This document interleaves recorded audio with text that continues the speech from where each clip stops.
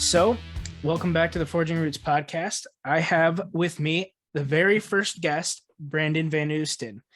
And Brandon here was my roommate at Grand Valley State. Brandon, why don't you go ahead and give a little backstory? Who are you? Where are you from? All that good stuff. Just a little blurb. Yeah, thanks, Matthew, for for having me on. That's super cool. We met in what was it, freshman year of college at Yep. Grand Valley, and then moved in sophomore year, and from there was history. So our friend group hit it off right from the beginning, which was really cool. I think we all really meshed well, which was really unique. Mhm. And a lot of people tell me that. They're like, I'm surprised you found that Yeah. close of a friend group and so random, like we just all like Mhm. came together, and it was super cool. So been, best buddies ever since. And so it's been super cool to walk through when we were 18 years old, and now Gosh. we're in our early to mid 20s. Like, holy smokes, it's crazy. Yeah. I mean, it's weird to think back that is like, okay, that's over 4 years ago already. And it doesn't feel that to me, it feels like just yesterday. But I know, it's insane.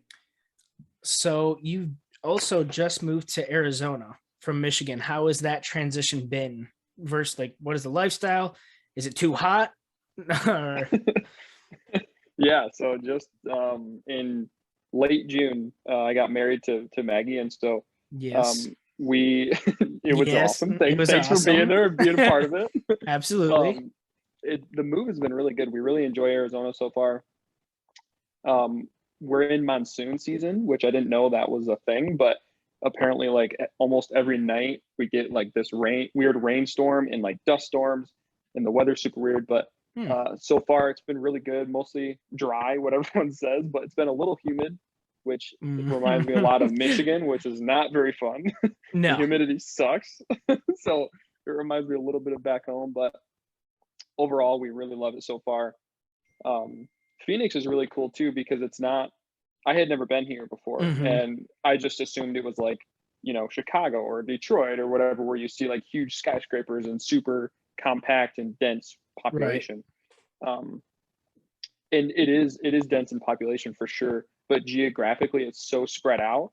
So even though we live in the city of Phoenix with, millions of people, we're all nestled like in our own little nook kind of thing, where like you have your own little neighborhood, which is really cool because it makes it feel a lot more like home, and Mhm. not necessarily that you're in with these huge skyscrapers. And Chicago, you're just like all on top of each other, and it's cool. But Mhm. um so far we really like Arizona. Cool. Good. So And speaking of the wedding, you and Maggie both rode in on the bike, which is one of the main reasons yes. you guys, that is a huge part of your life, I know. And Yeah. kind of just give me background into what got you into cycling, running, the whole triathlon, everything like that. When did that start for you? Yeah. It was Maggie's idea to implement the bike on That the was that was for the awesome. wedding That was day. funny. She's always got the good ideas. But so we met in high school at cross country camp up north in Michigan. And so um, she's the one. We both started as runners, but because her dad owns the bike store, Hmm. pretty much when you date a girl who owns a bike store, you end up getting a bike, right? So I Got to ended up impress her. getting yeah, got to impress her, got to show my skills, right? So ended up getting a bike, which was pretty natural, and that felt really good, and we really enjoyed doing that together. And then we at that point we had been dating for almost 2 years, and then we were at dinner one night, and her mom literally called the swim coach and was like, "Hey, you have a new member on the swim team. His name is Bubba." And I was like, "Wait, what's going on here?"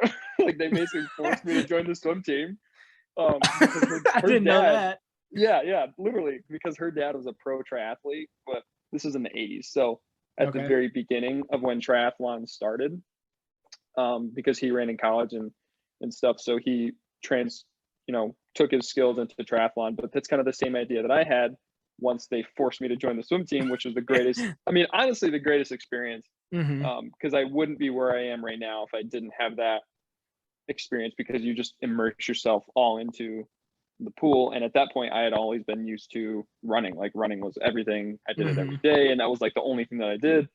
And then going into something like, you go from, hey, you're the top dog, to the very bottom of the Mhm. swimming pool, literally drowning. Literally. Like, it's a totally different experience, and I'm so grateful for that too, and really thankful that they pushed me to do that, because that was definitely out of my comfort Mhm. zone, and I made a lot of mistakes, but it was super worth it, and I wouldn't trade it. So yeah, it just went from running through, when I was younger, and then got a bike, and then joined the swim team, and from there they just kept pushing me more and more into the open water. And so And you're yeah, it's not been competitive at all. So I'm sure it didn't bother you that you weren't that great to start yeah, off. yeah, it was it's a humbling experience going to the Mhm. bottom of the food chain and having to work your way up. So that's been definitely cool, and I really enjoy having that weakness because it gives me something to work for, Mhm. and I am fairly competitive, so No. it doesn't No. feel good to lose. I mean, us even just Oh playing yeah. basketball in college and stuff, I'm sure. I make you guys all look silly in basketball, let's be Yeah, real. I know you would show us up. We couldn't bring it to the court because we just couldn't It's not handle the fair. the skills. It's not fair. So yeah. Okay, so of the three there, you have your running, cycling, and swimming. Which one's your favorite to do? Just like if you only had to pick one for the rest of your life, which one would you pick? Yeah, I would definitely pick cycling. Um, Cycling is really cool because it's the most social of the three. So you can maintain cycling from a fitness and training aspect, where we all have to work out alone, right? But at the end of the Hmm. day, you can also take cycling, and it's a very social sport. We go to weekly group rides with people, whether it's 5 people or it's 100 people. It's something you can do with people and share that experience. Hmm. Running is similar, but it's it's more intense on the body, so it's more exhaustive. Hmm. And you the threshold for how long you can run hits sooner than it does for cycling. And then Right. swimming, your head's buried in the water, so you can't really. I mean, I'd be impressed if you could talk, but I don't do that. Jeez, So definitely not. definitely cycling right now is the favorite, because it's got so many weight, and it's easier on the body too. Hmm. Running puts a lot of pounding, that And them compression forces joints. on your bones, yeah, and the Yeah. joints. So overall, cycling definitely is my favorite. Okay, so I'd like to go back. You touched on a little bit the group rides that you do. When did Yeah, that get started? I know you did it back here in Battle Creek through Maggie's dad's bike shop, right? yeah, that's right. Yeah, Yeah. So when did you guys start doing that? Was that something that was happening before you were in the picture, or just kind of explain that to me? yeah. So group rides have been going on for decades. I mean, back and even actually arguably cycling was even more popular in the 70s and 80s. So like group rides were even arguably bigger then, but um, Mm. now now it's not necessarily less popular, but the sport of road cycling, and I'm talking about road cycling as more specifically as opposed to like mountain biking, for example. Hmm. Um, a lot of people are more resistant to get on the road with the cars and stuff. So anyway, that's a whole nother story. But I started going to group rides when I got my bike, and that is what really kickstarted it, because as I already touched on the social aspect, having someone to talk with you while you're riding, it makes, number one, it's a lot more enjoyable because then you're not focused on how Hmm. hard you're breathing, and number, which sucks when you're the one breathing the hardest out there. Hmm. And number two, most people in the cycling community are so willing to help and be there Yeah. as a third perspective, like, hey, straighten your back, or bend your elbows, or do this or do that. It's super helpful to have someone looking at you and really willing to help, because most of the time on group rides can have kind of two directions of how they go. Number one, they can be what we call spicy, which is like really fast, really hard. Like Hmm. you're competing with the person, with everyone around you, and there's different segments where like you go like maximal effort and you just try to hang on. Hmm. And the other route of a group ride is more of like an all-inclusive, what they call a no drop ride, where pretty much everyone stays together.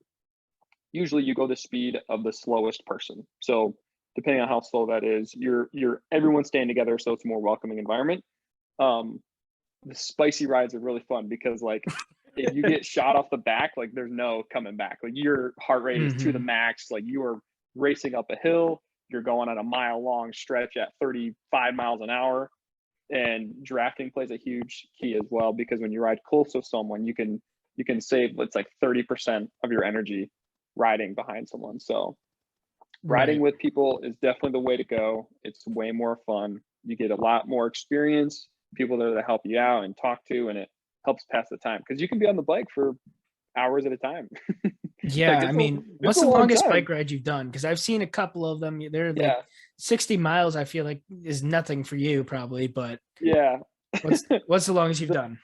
The longest I've done is just over 100, so like 105-ish miles. Dude. But the way in that, a lot of times it's harder to comprehend the distance. It's easier to comprehend the time investment, right? Because like the longest bike ride I've been on is 100 miles, but the longest time it's hard to comprehend like how much time that takes.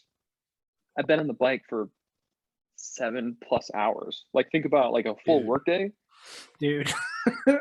Just riding your bike. So I mean, it depends. The faster you go, the sooner you get it done.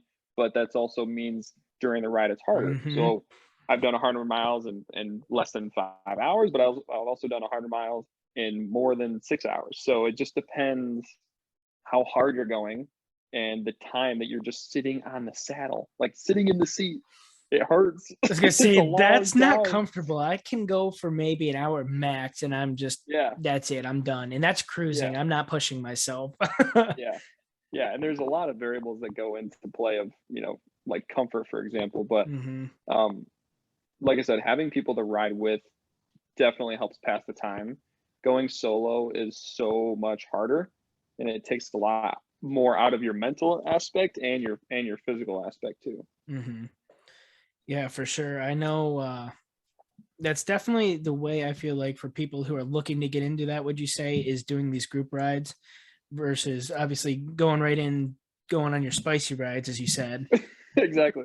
Wouldn't be something I'd want to do. I'd be like, I'd probably go with the group rides to start. No, it's the same idea. Like, I know nothing about fishing. Okay. Makes two of us. Right. So if I go get a fishing pole, right? I don't even know the types of fishing poles. I go get some bait or tackle. I don't know. If I try to go do that alone, I'm going to look like an idiot out there, because I'm like, what do you do? Do I put this in the water?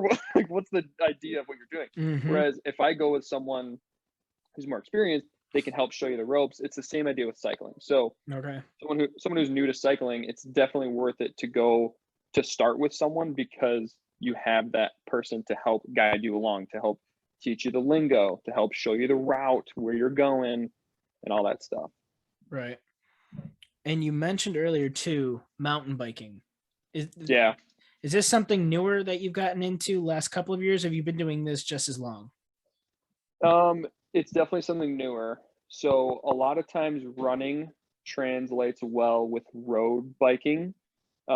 Like road biking and running, like usually they're like consistent, like you're running at like the same tempo, the same speed most of the time. There's not very much variability, right? With mountain biking is like you get because it's off road. So you're on dirt, you're on gravel, you're on grass, you're going over rocks, you're going up super steep stuff, you're going down really steep stuff. So it's like heart rate gets jacked up to max effort for like 10 seconds, and then you coast down a hill for like 2 minutes. So it's very dynamic and very changing. And it's something newer that I've gotten into because of Maggie. Obviously, she's because of her. So, but it's totally different, because I'm not like, and by nature, I'm not a very, I'm not what you would call the daredevil person. Like when I was younger, I was never the person to do something first. I was never that person. With you. It's because we're smarter. We let somebody else try it first. The natural burst. The natural burst. Yes. Nobody else will get that but us in our friend group. We're a little more. I like the word wise. Yes. So we're gonna go with that. So a little more wise. And mountain biking, you have to have a little bit of a danger aspect to you, because it gets pretty sketchy. I mean, there's different levels of trails that you can ride. Some are more dangerous than others, and And so you really got to be on your A game, and it takes a lot more out of you too, because like how hard you have to pedal changes so much, because that goes back to the part I was saying, like it's uphill, it's downhill, it's flat, it's downhill, it's back uphill. Like you're Mm-hmm. constantly changing how hard you're working. And so like to put that in other terms, it'd be like running up and down like hills that were like 20 feet long, but it was just changing the whole time in steepness and variability. It'd be like, because Mm-hmm. you'd have to pick up your feet a lot more and change your stride and everything. So similar to mountain biking, it's just so different and it changes a lot. I'd say I like road biking more though. Okay. I think because it speaks more to my personality and nature of like, I'm a pretty easygoing, like steady Mm-hmm. person, I'd say. And so road cycling is pretty moderately steady. Mm-hmm. Um, and mountain biking, like I said, you have to have that danger desire. And I have never had that very much. I was gonna say, So, I've and that, seen the GoPro videos on YouTube yeah, of some of these mountain yeah, bikers that are just jumping yeah, off the sides of cliffs and grappling. It's like yeah. these guys don't care enough. They hopefully they make it, but they are pretty. They're cool. I'm like, man, if I could pull that off, that'd be sweet. But Yeah. it is sketchy, and they twist and turn in between some of these trees. I'm like, one wrong move, man, you're in a world of hurt afterwards. Like, The margin of error is very small. mm-hmm. You can, one little mistake on, and even out here in Arizona, like there's this trail up in, so Sedona is like a really popular Yep, area for hiking and mountain biking. I'm absolutely. sure you've heard of it. Um, and there's this trail, I think it's called the White Line, and I'm pretty sure it's in Sedona. It's like one of the most dangerous trails out there. It's basically a trail where I don't know how long it is. It's less than a mile long for this particular segment, but it's on like an off camber, so like a slant, a really steep slant. Yeah, But you're trying to keep your bike riding straight, and you're riding on what's called slick rock, so it's like canyon and like just rock hard, so it's not anything loose. And yeah. super sketchy because you have to ride on this really slanted curve, and it just drops off to death. Like it's super sketchy. And so I'm sure, as you can guess, I am never riding that, never attempting it ever. But No you can watch, desire. yeah, you can watch videos of it, and it's like your palms will sweat because Mm-hmm. you can feel how intense it is. Yeah, it's like those guys that do the parkour up on like city buildings, and they'll do like the handstand on the corner, dude. Yeah. I see that. I stop breathing, and I'm like, No, I'm perfectly dude. safe watching my phone, Yeah. sitting I at start home. sweating. Yeah. I start sweating. It's like, it's that little, I mean, the amount of risk you have to take for that, I mean, depends on how you measure it, but a little bit of success. I mean, huge risks for that. I don't know how much I'm into that, but some people are, which is cool, you know? Absolutely. And one thing, I don't know if you want to go into this, but you also need to be a little bit more careful than other people usually, right? If you fall and get hurt and get a cut, I don't know if you'd like to share some of Yeah. that story, because that's another thing. Like, people have excuses for not wanting to go do and try things, and you have something, if something bad does happen, it's not good. So if you want to Yeah. Yeah. dive into that. I'm pretty lucky because I get to use this excuse more, more often. So I was, in a way, I was like, oh man, this is cool that I have this because now I can get out of things more. But yeah, so hemophilia is a bleeding disorder, and I have the factor 11 deficiency of it. So it's fairly rare. It's one out of every several hundred thousand. So it's not super common. I'm really thankful because my case is very, very mild. So Mm-hmm. I don't. And the thing is, I go most days not even knowing that I have it. So it's not something that's always on the front of my mind. I'm not usually very conscious of it. So I'm really thankful and lucky because of that. But at the same time, I do have to keep it in mind. You know, with cycling, like, you know, Mm-hmm. I hit speeds of 40, 50 miles an hour going Jeez. by cars. Like if Yeah. I hit the deck, you know, like, so the good thing though is I really only have to, um, and again, I'm super thankful because it's so mild, but I really only have to worry about serious, extreme, accidents, if you will. Right. So like really rare stuff like car accidents, stuff like that. Internal bleeding can get pretty bad. So thankfully, I don't really have very many episodes of anything that's happened. I've only had one in my life. No, two, I should say.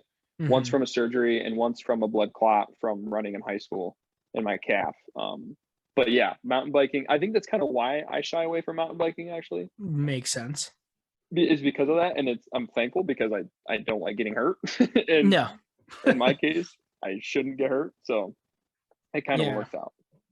Yeah. I mean, knowing you, you don't share that very often, and it's like knowing you, people wouldn't notice that or know that you have Yeah, that. And once I found out, I was like, why is this guy doing this all the time? Like, so it's kudos to you. And yeah, but then yeah, it makes me, I'm going, oh, I don't really have an excuse on why I can't go out and run or bike or try these things. And I'm trying to do that. I'm trying to go out and yeah. try new things. And I mean, dude, I've been doing jujitsu now for the I know, last that's 2-3 so cool. weeks. Get my butt kicked, dude. Get my butt I kicked. But I bet. That's it's good. a lot of fun. Yeah, But that's awesome. let's see here. What do I have? Okay, so when did you start taking this as more just a hobby and doing it for fun and start competing? Because I know even now, well, yeah, now you're in school quite a bit, but you were doing competitions all through college even and going back home and doing races and stuff. So when did you start and kind of go through that progression? Yeah. Well, I think we already mentioned this, but I'm pretty competitive. So it No. no, we didn't mention.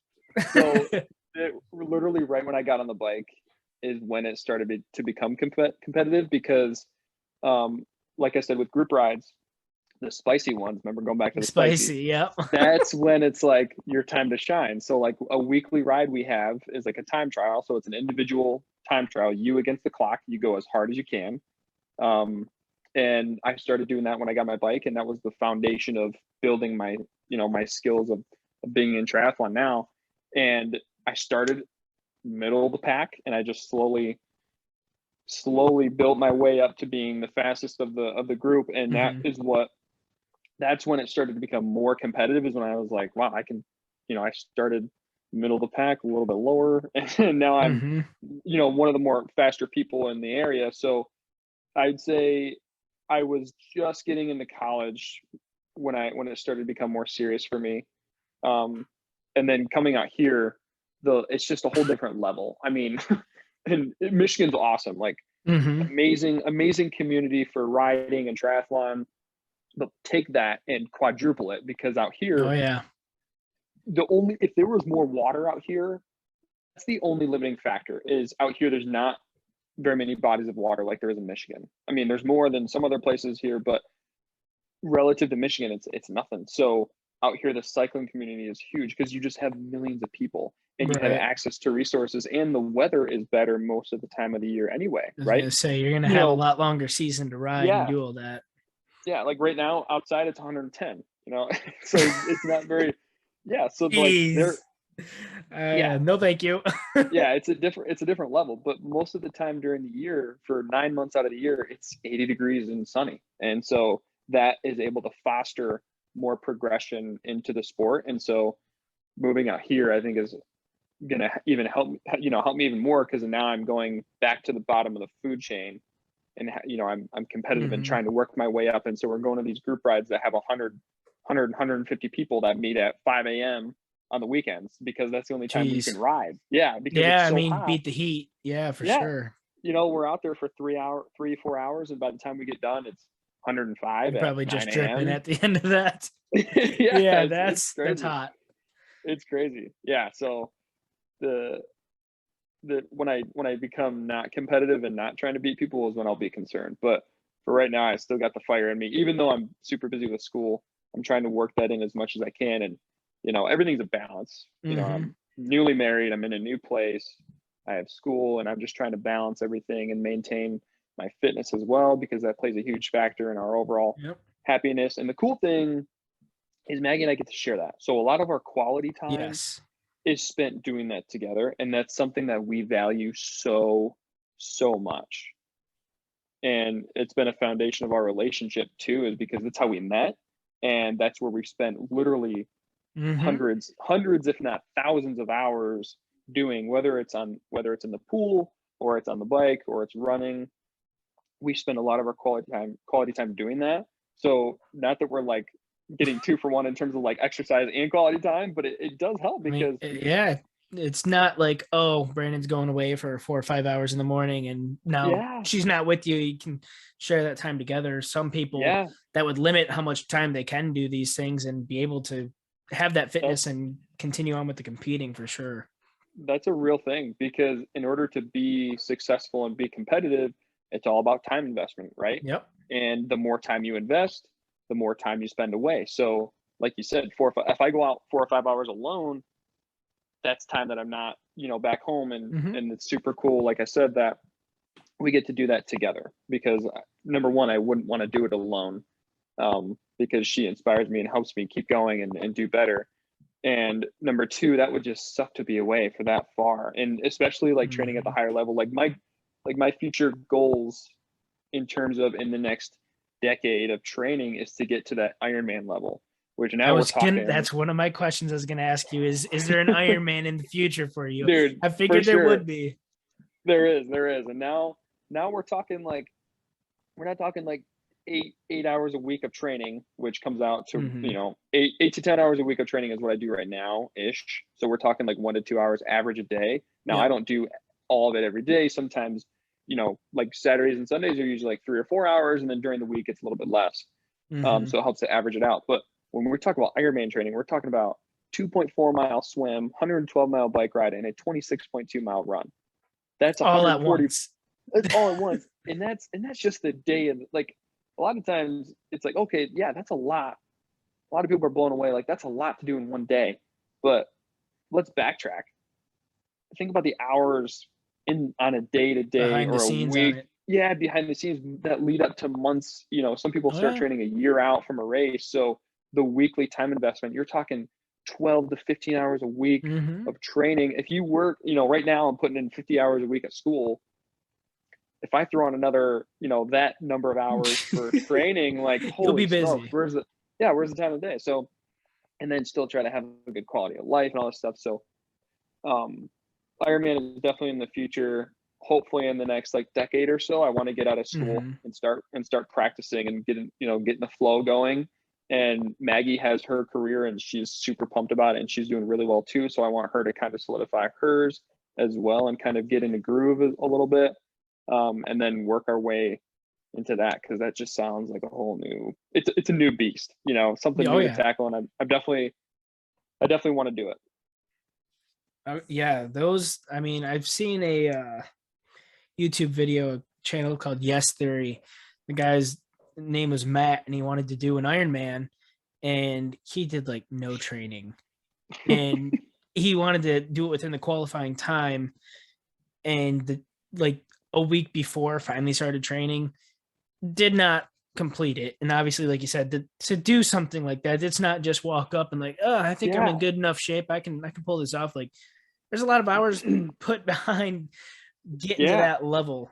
And so going back, unlike what he did, not training, where do you think, like, if somebody wants to get into maybe not Ironman level, but just wants to try and do one triathlon in their life, where is a good place to start? Like, what are some tips, things that somebody should get? Obviously, bike, and Yeah. just kind of, if somebody want to just get into it today, go out and try something, what would you recommend? Yeah. So the first thing, I think the most important thing is community. And what that means is having someone who could be a mentor, someone who can help you show you the ropes. So basically most cities, most places have weekly group rides. They have a bike store to go into and talk to someone. Mm-hmm. Um, in triathlon, especially, there are some people who like to kind of do it solo. I would definitely recommend going to a bike store, find a nice, welcoming group of people who are willing to show you the ropes. There's tons of videos online about triathlon and how to get into it, and those are really helpful. But the only thing they lack a lot of times, they don't promote going to talk to a physical person, Mm-hmm. and that is super valuable because then you can relate to that person. And you know we take a lot of pride in our bike store back home in Michigan in Battle Creek, because anyone who walks in the door, whether they're a pro triathlete or they're someone who is looking for their first bike, we want to Mm-hmm. treat them the exact same, with the exact same respect, be Yep. super happy to help them whenever, in whatever way we can.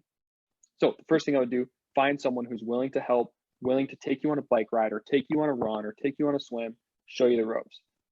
Things you need to have. It can get very extensive, obviously. Extensive and expensive, both. They're extensive and expensive. You've got it.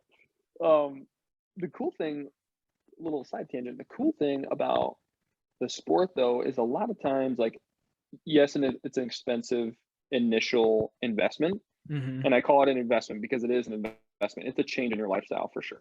Yep. But it is an initial, expense. It's quite a bit. It can be, at least. For other hobbies and other sports, it actually is relatively inexpensive and more cost effective because you don't have to pay every time you play, right? So a lot of hobbies, it's not like golf, not like golf, right? Golf is great, but if you're in a membership somewhere, you got to pay for the cart. A lot of times the beer goes along with it. Whatever it is, golf balls, clubs, gets really high. Yeah, you don't have to pay every time you play in a sport like triathlon. So cycling and swimming, you can have a membership, but running and cycling, you can just throw it on and go right from your house. So that's super cool. But anyway, basics to have are definitely a bike. It helps to have a road bike. And the reason I say road bike is because that's kind of a loose term. To some people, that could mean a bike that's meant for pavement. To another person, that could mean a full-on racing aerodynamic bike. Whatever definition that means to a person, basically, you don't want to bring a monster truck to a drag car race, right? Right. So you don't want to have an off-road bike. So the basic, you don't want the beach big tire bikes. Exactly. And you want to won't be very fast. Out. Yeah, you want to be efficient. So a road bike for sure. A helmet. Safety is super, super important. It's the cheapest insurance you can get. I can't tell you how many people are like, oh, I don't need a, and they're like, oh, I'm good enough. And then they go on the trail, or they're riding and they come to a stop sign and they fall. It's like the simplest thing you can do is put a helmet on. So highly, highly recommend that. For the cycling aspect, that's you need a bike and you need a helmet. There's a lot more other stuff you can get into, such as like a rear tail light. That's really beneficial for safety because then cars and people and pedestrians and people can see you. That draws a lot of attention. But yeah, that's kind of the main basics for the bike portion. For the run, you need a good pair of running shoes. You got to take care of your body. And if you grab your old Nikes that have no support from 5 years ago, I'm guilty of that. I know when I would run, I'm just like, that's what I got. I'm going with it. And then your heels kill afterwards. Definitely a good solid pair of running shoes that fits your feet because everyone's is different. Nobody's completely symmetrical. You can't look at someone and tell them what shoes they need. Just like the bike, you got to go into a bike store. With running, you got to go to a running store, talk to someone, have someone look at your feet when you walk, look at your gait pattern. They can definitely help you pick out the right pair of shoes. And that's pretty much it for running. It's pretty cool because you can wear, it helps to have nice running shorts. It helps to have, a pair of sunglasses is good too for the running and cycling portion. But it's pretty basic. For the swim, you definitely got to have, I would start by going to a pool. So like a membership at, for example, YMCA. That's, support your local YMCA. That's a super great thing. We're big into that. So we use the Y for a pool, but a good pair of goggles. So not your big old snorkeling, like face mask that goes around your eyes and your nose. You need these tiny little things that just go over your eyes, and you can go talk to someone at any kind of sporting goods store about it. But a good pair of goggles, and then ideally you don't want to swim in, whether we're talking a woman with a bikini, you don't really want to do that. You want to have a performance style swimsuit. Yep. Just to make sure everything's secure. And then same thing with the guys. You wouldn't want to swim in baggy shorts. You'd rather swim in something that's a little more snug fitting. But the initial investment for all those can be really high, but relative to other things, it can also be really low. So talking to someone across all disciplines, though, is the most important thing. Talk to someone, relate to them. That's going to be the most helpful. I was going to say, for like even the swimming, somebody can go get the goggles, get the suit, and get the membership, go to the pool. And like you said, talking to someone, is there a place, because you could just go to a pool and start swimming laps, but there is a form to this, right? So is there somewhere people can, like, are there people at the Y or at these services, or is there something, a good resource online, or? kind of speak on that, because if I Yeah. were to go in there, I'd look stupid. I have no idea the proper form on how to swim, other than, probably watching the Olympics for a little bit. I know the Olympics inspires us all to be super Michael great, which is Phelps, baby. Michael Phelps. exactly, yeah. We can channel our inner Michael Phelps and stuff. But yeah, and I go back to the example, like it'd be me. I can get all the fishing gear in the world. I can have the nicest boat, the nicest pole, whatever. I can go out there and not know what the heck I'm doing, right? Mm-hmm. So with swimming, especially, form is super, super important. Not only for like safety, because you don't want to Mm-hmm. drown and you don't want to put yourself in danger, Nope. but also from an efficiency standpoint, because being hydrodynamic is super important in the pool. And like, is having someone to help guide you and show you the ropes, because what I did is I had no swimming experience, and then I joined the swim team, and I was with people who were really fast, and then I quickly found myself at the very bottom of the level, and I had no idea how to even do a swim stroke. So Mm-hmm. sometimes, different YMCA's, for example, will have like teaching classes. They'll have like a group class where you can learn the skills of swimming. That can be helpful. Another thing that is highly recommended is, like I said, having that mentor, that person who's willing to help show you the ropes.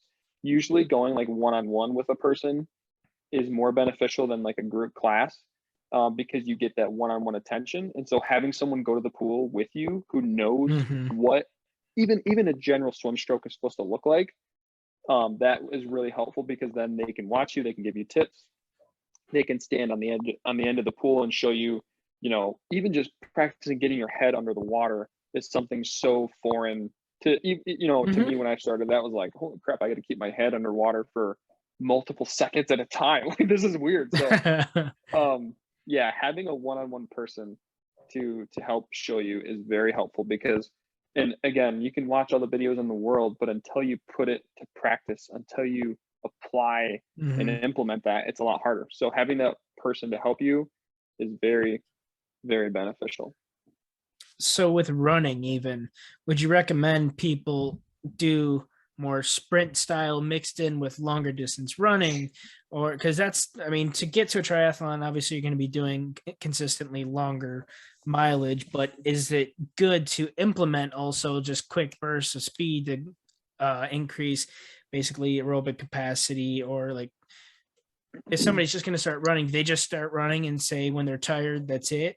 Or what's a Yeah, good, or is there that's good training programs out there that kind of help you build up to a certain point for your triathlon or something?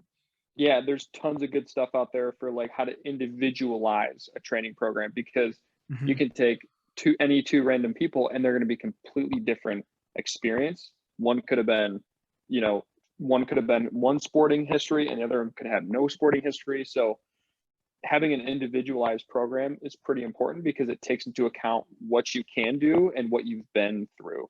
Mm-hmm. Um, and with running, it's, you just put your shoes on and you go run. It's pretty simple. Yep. However, it does get more specific when we talk into training, for example. So Yep. I wouldn't recommend you strap on the shoes and you go run 5 miles. Like, it's not going to be enjoyable. It's going to hurt your No. body. And like anything, if I go play tennis for a day, my elbow's going to be sore, obviously, Right. because I don't play tennis, right? Yep. So anything foreign, anything new, you're probably going to feel some effects later on, but it's a matter of adapting and training your body to handle that new capacity of training. Mm-hmm. So starting out, you can start out with a mile or two of running. The biggest thing, in my opinion, with running is the intensity level. A lot of people, they want to start and they want to jump right up to that high intensity. And what I Mm-hmm. mean by high intensity is like a really high breathing rate, a really high heart rate. You're like, man, I can't sustain this for longer than 5 or 10 minutes. With running, we want to stay in that aerobic state, which I'm kind of nerding out because I'm getting into my like No, physiological, do and it, dude. I'm Go in ahead. PT I right was gonna now, so I'm say, like super into it. It's super this fresh, is this but is your world. this is my world. So, um, being starting out when you're running, you don't want to jump up to that high intensity, because then you're totally having a negative training effect. When you Mm-hmm. start out, it's got to be a low level, because you have to introduce that new training very gently to your body to allow it to adapt and recover. And so what that also means is a lot of recovery time. So you don't have to jump in and run every single day of the week for 4 weeks straight. A lot of times, if you're training, like if your race is like 8 weeks away, so 2 months away, a lot of times it'll have you start out running like twice a week. That means you get multiple days in between to recover and let your muscles relax. But as you get better, your distance will increase slowly. Your intensity can also go up.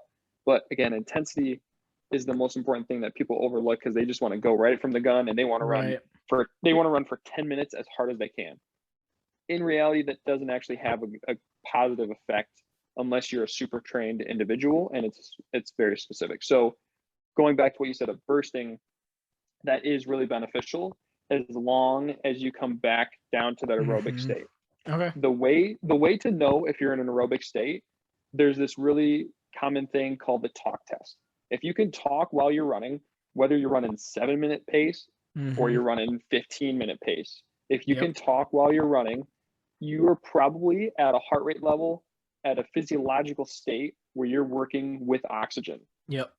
As soon as you go to a point where you're like, you're huffing and puffing and you can't have if you can't have a conversation, you're now most likely into an anaerobic state, which means you're not working with oxygen, which actually means you're not really improving your aerobic capacity. You're not really getting your heart or your lungs in a better state.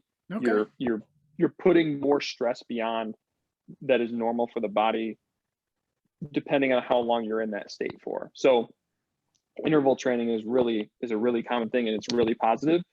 But starting out, you're not going to go do 5 minutes as hard as you can and then take 20 minutes to recover, right? It'd be like, I'm going to go hard for 30 seconds and then let myself recover and really easy jog for 2 minutes. It's that kind of interval training where it's like super high burst, but then you come way down back to where you feel like, okay, I'm not even working anymore. That's how slow you're going. So it's very dependent on the individual. And that again comes back to having someone who can help you and who has experience with what do the different intensity levels mean. And, the definition of what is a run to a person means so many different things for different people. That can mean a run can be a 5-minute long bout of exercise, right? But to another person, it's an hour long. And those are two different completely like levels of Definitely. experience. So wherever you're at, just starting with something and slowly building up, because the last thing you want to do is jump in too hard and you stress your body out too much and you don't give yourself enough time to recover. And, it's like me, like I'm not in lifting is very beneficial with training as well. But like, I don't lift a whole lot. If I go in and try to put like a max weight for bench, for squat, for deadlift, all that stuff, I'm going to kill my body, right? It's not super smart to do that. And the same goes with running. I'm not going to go out if I haven't ran for a month and try to go sprint a mile. There's no training benefit to that. You have to start out slow, and it's all about repetition. It's all about frequency. The more you do it, the better you'll be, and everyone knows that. But when we get down to like the specific and concrete level, like that means you have to actually do it a few times during a week for a several number of weeks in a row to actually have a training effect. So for sure, there's a lot that goes into it. Yeah, definitely. I know even back out at college when you got me to do running for like 1 week.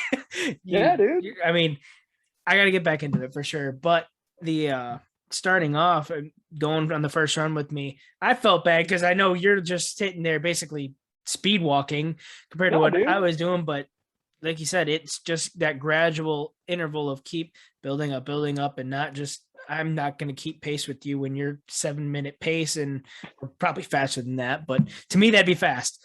Yeah. It's all relative. It's all relative. Yeah. And like you said, it helped me knowing you and then going with you and having some of that camaraderie of, okay, yeah, this is something I can keep doing. Like it's not the end of the world and gets you in a better mindset for sure. And another thing is like, if you like your first week of like starting a program, like if you go out and you go balls to the walls and you try to kill yourself because you think you're getting you're improving your fitness. Number one, you're really not improving your fitness very much. And number two, you feel really crappy afterward because you just exhausted your body. You really fatigued your body beyond the point of a healthy amount. So actually going a more moderate to easy intensity level, especially starting out, makes your body feel really good, because really positive things that happen to your body when you exercise is you get endorphins released, which gives you that feel good state.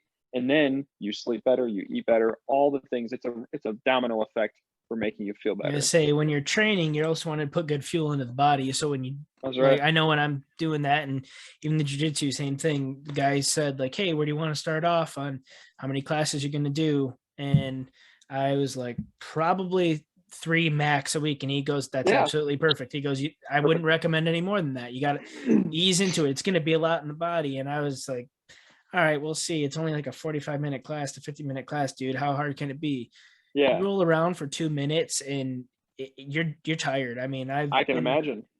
gradually getting it, but now and I've seen that progression already in just the last 3 weeks that I've been going of, okay, by the end of the class, I'm not so fatigued. I'm not quite as tired. I think I might be able to go tomorrow and not have to skip that day but it's all gradually building on each other.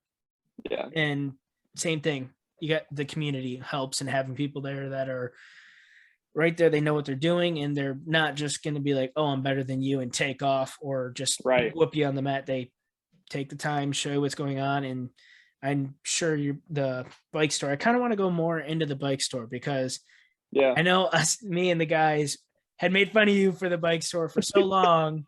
And now back in June, when for you and Maggie getting married and showing us the bike store, I take it back. That is one of the coolest stores I have ever seen.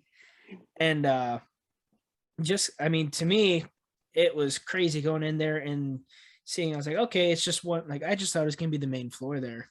Like, of course, Yeah. you have your bikes here, and then you guys have like a whole hospital for bikes Yeah. that are like dying down below. And kind of, if you'd like to share what is like, kind of describe the bike store to me and others that might not know, because I didn't even know there was that much stuff behind scenes of what go into this type of world, Yeah. like that you can get your bike serviced and go in there and Hmm. that kind of stuff. So Yeah. Maggie's dad started, so he ran for Oklahoma State and then he moved back to Michigan and he started the bike store in Battle Creek in 1986. He was actually like our age at the time, so he was like 23-ish, okay. kind of in that range when he started it. And Mike Mike Wood is his name. He is a total marketing guy, so he's all about Hmm. like optimizing and performing, and he's really good at what he does. And he built this for decades long. He's going on 35, 36 years now. And he's always prioritized number one, making the customer feel good. That's the most important thing you can do. And number two, which goes along with it, what's the energy like in the store? Because Hmm. good energy is so important because you can walk in a place, you know, Yep. going back to my fishing example, if I go into a fishing store and I don't feel welcome, like crap, I'm Not getting coming weird back. looks because you know that you're new to it, you're not going to come back. So Nope. he's always built it on that. But it's a super cool bike store. He moved to the downtown, right in the main strip in 1992. Yep. And really cool. Actually, the third floor used to be a brothel, which is kind of interesting. But Really? yeah, it was a brothel. Did Yeah, not know that. yeah. Which is there's some ghosts up there. There's some Okay. weird energy up there. That's why we don't use it for the public. But it's super cool because we have an indoor test track on the second floor. So it's a place where Yes. inside you can test ride the bikes. And you know, a lot of times bike store, it's a niche, right? So you walk into a Hmm. store, it's usually pretty small. They have, you know, 10 to 100 bikes in Yep. stock. You look at them, it's all cool. We've always tried to be different, and Mike has pioneered this. He's got to do things differently. So the number one, the layout of our store is different. We have 3 floors, plus a basement. So we have a huge space, 5,000 square Hmm. feet on each floor. So immediately when you walk in, it's like, holy crap, I walked into a Toys R Us. Like that's kind of Yes. that's kind of the idea. And then number two, back to the energy, like we're super welcoming. Anytime anyone comes in, whether they're a pro athlete or they're someone who's never even ridden a bike in their life. Hmm. And I promise you, there are people that come in that have never done that. And I can't imagine how intimidating it is because Yeah. like I said, it's hard to go into a place and recognize that you're new to it and that you That have is no idea what you're doing. one of the worst feelings in the world. Is It going is. in and then just you feel like everyone's on you, and that person will put it down and never go back to it again. You're in a very vulnerable state. So the biggest thing we can do is make that individual feel comfortable and feel welcoming and feel safe. So anyway, it's super cool because we carry lots of bikes in stock. And like I said, the Toys R Hmm. Us, it's similar, like where you walk in, there's so many bikes. And COVID has created a different story of supply chain and all that crap. Everything's backed up. Everything's backed up. But at the end of the day, we try to carry the most bikes. We have the biggest single bike store in Michigan, so it's super cool. It's an awesome vibe when you walk in. We have weekly group rides. Anyone who's riding, less than 10 miles per hour to up to 20 plus miles per hour. So we have a huge group, huge community. Everyone's really welcoming. We get people who travel from hours away just to come to the store to have their bike worked on. I get it. I would recommend it, dude. After seeing that store, if anybody is in Michigan or nearby, go check it out. That store is blew my mind. I was dumbfounded. It was pretty cool. It was really sweet. Thanks. Yeah, all the credit goes to Mike, because he's not only he instills those same values in himself, but a lot of people can do that. The most important thing is how can you take those and how you feel yourself, and even though you know what it's supposed to look like, how can you take that and how can you share that? How can you train the people you're with emulate those same values as well? And that's kind of what has driven Maggie and me to have, our future plans down the road is we do want to take over, the bike store from her dad and be in the succession plan for him. So you can't, and Mike has tried it before. He had a businessman who was in the banking business try to come in and take over the business, and it just doesn't work. You got to have the niche. It's a niche market. You got to have the fire, the energy. You got to be really welcoming to people and very patient, because like I said, you get people who come in who have no idea what they're doing, and that is totally okay.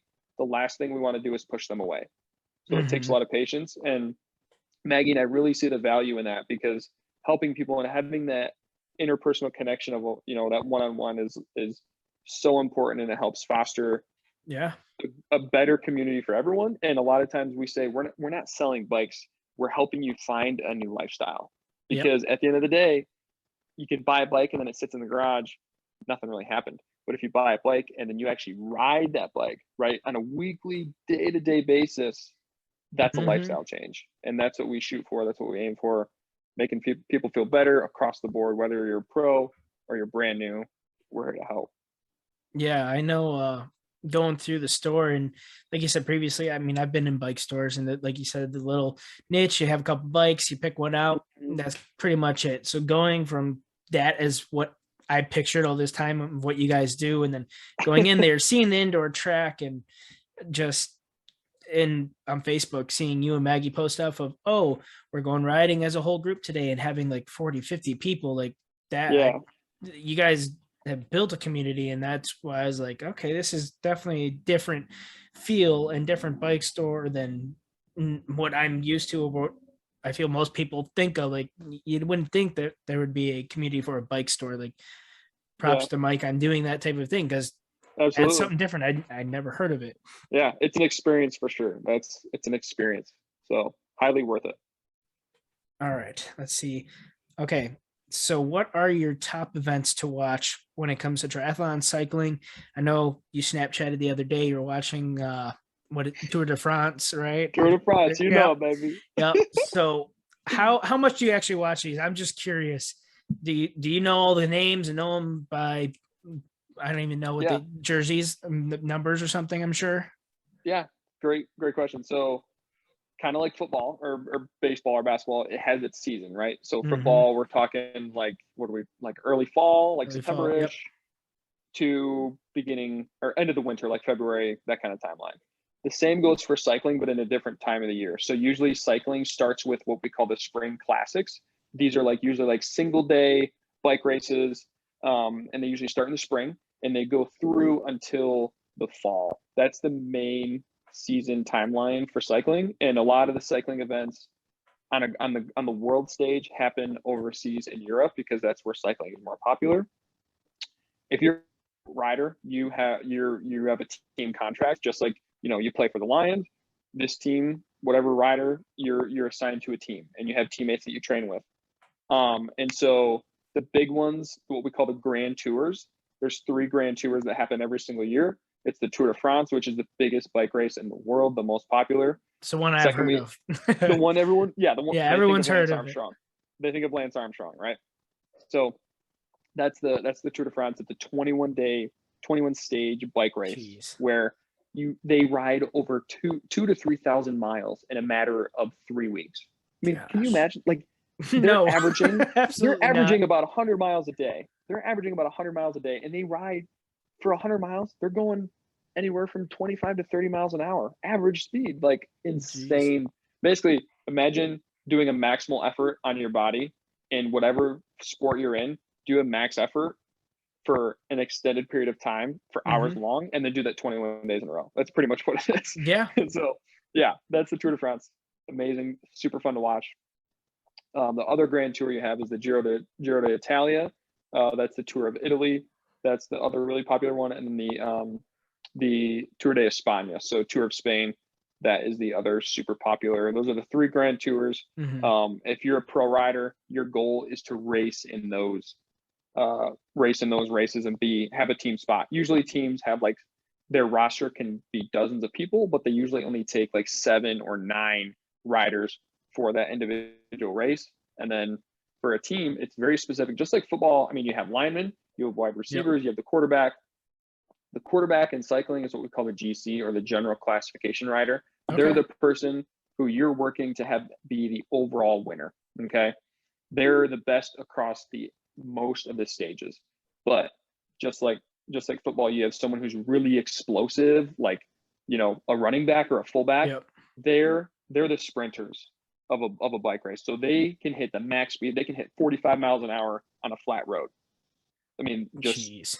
massive amounts of power, huge quads, huge glutes, great power. They're the big, bulky, strong guys. But they're not great going up the hills, because the more you weigh, the more it weighs you down.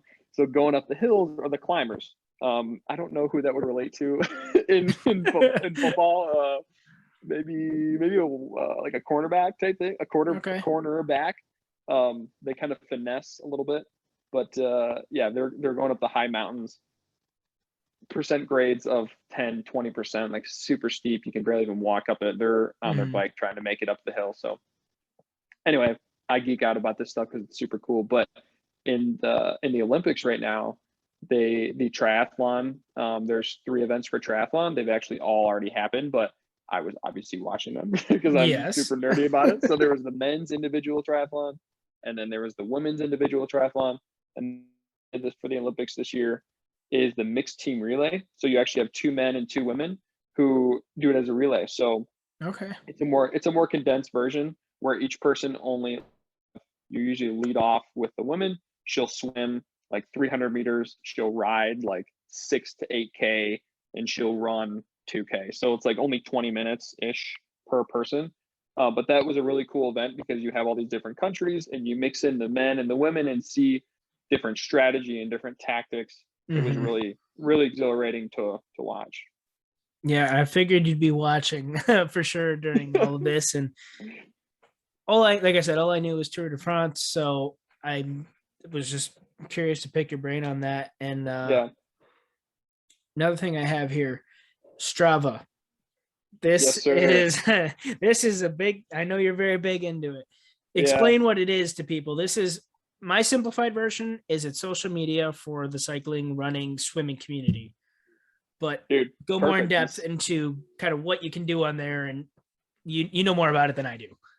Yeah, I mean, you actually summed it up pretty perfectly. It's the social media for exercising. Whatever form of exercise you use, a lot of times it's cycling or running, but on Mhm. there, you have weightlifting, you have yoga, you have kayaking, canoeing, stand-up paddleboard, snowshoeing, hiking, all that stuff. Basically, what happens is when you do a workout, so let's say you go for a 30-minute run, whatever device you use to track that, whether it's a Garmin watch, or even you use your phone, you can use the Strava app. When you finish that workout, it'll upload to Strava, and all the people you follow or you're friends with, you can see what they did for a workout. So on a day-to-day basis, you can see, okay, this person went for a ride today, and you can see where they went, you can see how fast they went, you can see different metrics like their elevation and their heart rate and power. But it's super cool because you can follow people along. So you can follow pro athletes. You can see what they do on a day-to-day basis. Like, I follow a pro rider. He rode 115 miles today at like 28 miles per hour, which is just stupid. So, but it's really, yeah, and Jeez. it's really cool because you can follow a wide array of people. Mhm. And it's social media for your for working out. So people you ride with, you can compare your rides and your routes and your speeds, and it's just super cool to kind of geek out about and see people, and it's also an intrinsic motivating factor. Well, I guess it'd be an extrinsic, but it's a motivating factor because if you know that when you finish a workout, people are going to see it, that's going to actually make you more motivated to get back out there the next day. So it can be, on one side, it can be intimidating because like, oh crap, like today I went for a run and it's like, I didn't really like my run, and people are going to see that it was a bad run, right? Yeah. So it's that part, but at the same time, it's also motivating because the more you work out, the more your workouts post, and then you feel better because people get to see you and they can give you kudos, so they can like your workout and kind of give you feedback, say, hey, nice ride, nice run today. And it's overall building a community of people to come together and give support. And it's cool because you have right there, you can, like you said, you might not be like, well, today wasn't as good, but you can see your progress and look back at a different workout and go, oh, but look where I was last year at this time with this run, this ride or whatever. And it's definitely cool to see that out there. And what's kind of remind me, what's the one thing where we're at Dave's house and there's like local challenges or something, right? Where there's a certain strip where people can beat you. What is that part of it? Oh my gosh. Yeah. What is, I can't remember what it was, but yeah. I remember you're frustrated somebody beat you. I know. Yeah. So on routes, very commonly ridden or ran routes, different roads all around, there's what we have segments. And each time someone rides or runs on that segment, it records it. And it'll show like the top 10 list, or it can show you the all-time list of who's been the fastest on that segment. Okay. And obviously every single time you ride, I have a route that I do where I ride that road, but I don't go for this segment every time. But there's this thing there's two things. There's KOM, which is called King of the Mountain. That is the person who has, or Queen of the Mountain. That's the person who has the fastest time on that segment. So whether that segment is 100 meters long or it's 10 miles long, it's kind of like a cool thing, because if you've been the fastest on there, it shows you with a little crown on there, and you feel really good. Yeah. And there's segments that have thousands and thousands of people who have ridden it, so it's kind of cool to be one of the top people who have done it. But that's the KOM. Those are hard to get. And then there's the local legend. That's like whoever has done that segment the most number of times in the last 90 days. So that's another motivating factor, is like, hey, the more I do this route, the more, and then I can get a local legend, and then you feel good about it because you've been working out more and more and stuff. So I think it was someone took my KOM on a segment, and I was upset about it because it was something like that. I remember just going, oh no, because I could see it on your face. You're like, all right, this has been cool, but I want to go home and I want to get that back. Like, yeah, you gotta, it's a motivating factor. It's like, crap, someone went 2 seconds faster than me. So yeah, so what do you do about it now? If somebody beats you, you're in Arizona, you can't do it. You're gonna have to wait. I know. I just hope that I hope I put up fast enough times to where it'll stand for a while. Yeah, it'll stand for a while, and then when I come back, I can make them even a little bit faster, because I think I'm getting a little bit better out here. But so my goal is to hopefully most of them will stay, but I won't be able to do anything about it until I go back home. So now I'm just working on these routes out here. But like I said, out here you have millions of people who are around here. These routes have thousands of people, so it's harder to get those fastest times and stuff. So it's very humbling. That's for sure. For sure. And definitely a lot hotter there, because I remember, some people may recognize it. Well, they wouldn't recognize you by the face maybe, but you did go viral back here in Michigan for your cycling and swimming. When was that? Was that like 2-3 years ago now? We posted that video up to GVSU Barstool or something like that. We picked it up and dove right into the snow head first. I know. I think that was our sophomore year. So that was 3-4 years ago. That was the week of the polar vortex, so all of the school was closed. That's right. It was negative 40 outside, and then Dave was I think that might have been junior year, because I think I was at home. I think I was home by then already. Okay. Oh, maybe it was junior year. Yeah, because there were videos being posted of like swimmers diving into the snow and pretending to swim in the snow, and Dave was just like, let's do it. He was like, dude, you should do a triathlon in the snow. And I'm like, all right, we had nothing better to do. It was 2:00 in the afternoon, and it was -40 outside. So we're like, why not? So I remember I put a towel in the dryer to have it hot, and To then have we it went ready. outside and I dove in the snow. It was instant shock to my body. And I pretended to swim. I took like 3 strokes in the snow, and then I got on my bike and rode like 10 feet and then jumped off it and started to run Yeah. I ran like maybe like 50 meters or 100 meters and then turned around and came back. And when I came back, the wind was coming at me and I couldn't breathe. Like my mouth was wide open. Oh no. Piercing. Yeah. That was pretty rough. And then I went back inside and wrapped myself in a towel, and that was pretty funny. But yeah, I think Dave posted it to Facebook. Yeah. Actually, one of the news organizations I was picked just it up gonna too. say, I Yeah. remember sitting at home, and I of course Snapchat, you guys sent it to me first, so I saw it Yeah. like right when you did it. I'm like, oh gosh, these guys are getting way too bored. Like Brandon's gonna I hurt know. himself. It's too cold. Yeah, And I'm gonna then hurt myself. the next day, I wake up on Facebook and I'm like, why does M Live, like, why is my aunt sharing this video of my Yeah. my old roommate out there? I'm like, she doesn't know That's it's so you, funny. but it had a couple 100,000 views on it. Yeah, On dude, their site. it got almost up to I think it got almost 1 million. Yeah, my aunt was like, "Oh, these kids are crazy," and then I like messaged her on the side. I'm like, "Yo, that was my roommate." Yeah. She's like, "What? No way!" Like, that's pretty funny. But That was an interesting experience. it was It was fun though. I'll always remember that. yes, it went way too quick. That's for sure. Yeah. It did. But that's really all I have. That's a good spot to end, I feel like. Thank you Yeah, again, sweet. Brandon, for coming on here and just kind of sharing your whole world and your story and what you're doing. And dude, it's cool looking from the other side and seeing you do this these last 4 years and taking full not responsibility, but just taking action and going out into the world and doing these things when a lot of people just kind of sit back, and myself included, guilty of it, and don't get to exercise these freedoms. You get to go to a lot of cool places. Now you're in Arizona, getting to do and see a whole lot of different scenery doing this. It's not just sitting on a treadmill either. You know, you're going out, and it's been really cool to see. So thank you for coming on, man. I appreciate that. Super lucky. Thanks a lot. No problem.